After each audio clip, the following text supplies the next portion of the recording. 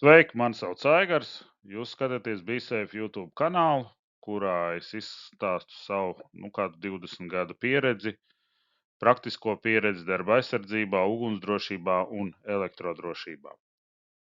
Tad parunājam arī par tādu rīcību ārkārtas situācijā ar uzsvaru uz to, kad uz telpu nomniekam, ja mums ir sevišķi, teiksim, Rīgā un tādiem mazākiem uzņēmumiem, mēs esam kā telpu nomnieki, tad mums galvenais ir dabūt šo informāciju par to, kur par kādām lietām mums ir jāziņo.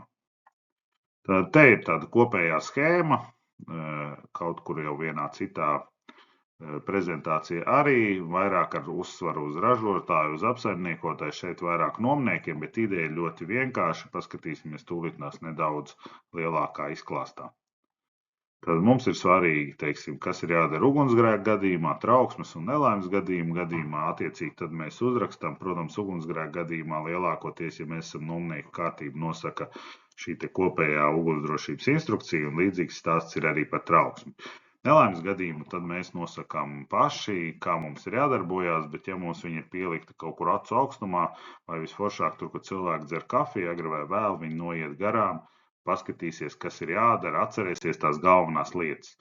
Un otrs, tātad mums ir šīs te avārijas, tāpēc mēs esam nomnieki, mēs it kā neko paši nedaram, bet mums ir jāsaprot, kāds tas sadalījums. Protams, var būt situācija, ka par visu ir jāziņo uz vienu telefonu, tad mums, protams, šīs avārijas situācijas būs mazāk un būs varbūt viena vai divi, attiecīgi kā nu cik tur ir atbildīgās personas. Un tas pats stāsts ir arī par terorismu, ja tas, protams, nāk šajā gadījumā no kopējās instrukcijas, un varu pateikt, ka es esmu ļoti reti redzējis situāciju, kad šis telpu iznomātājs būtu padomājis arī par terorismu, un ko tad mums kurā gadījumā darboties. Bet tas ir stāsts, šo te sadaļu arī varam likt iekšā, bet ir arī vēl kaut kādas citas lietas, kas ir svarīgas, tā kā varbūt, ka ja mums nav tik daudz avārijas situācijas, mēs šeit varam likt arī kaut kādas citas specifiskas lietas, kas saistītas ar mūsu darbu.